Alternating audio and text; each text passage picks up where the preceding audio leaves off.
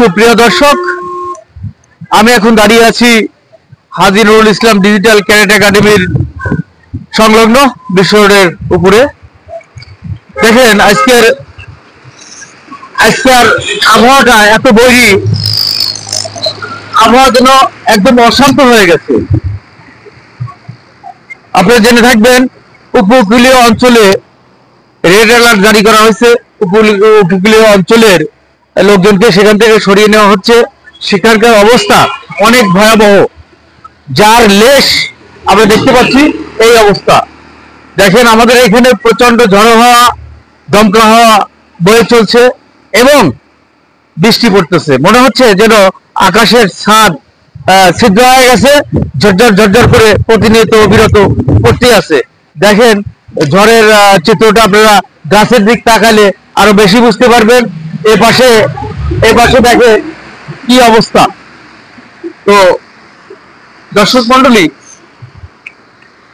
এই আবহাওয়াতে আসলেই ঘরের বাইরে আসার চেয়ে ঘরের মধ্যে থেকে ভুনা খিচুড়ি খাওয়াটাই মনে হয় যে মজা বেশি।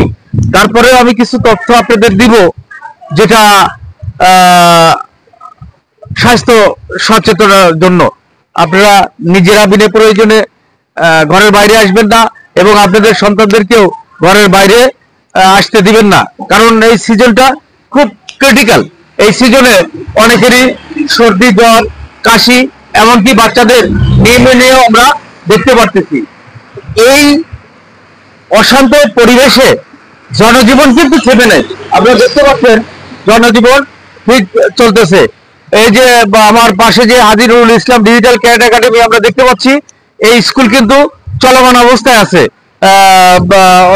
কিন্তু এই বৃষ্টির মধ্যে ছাত্র সংখ্যা খুবই নগণ্য, তারপরেও কিন্তু স্কুল চলতেছে।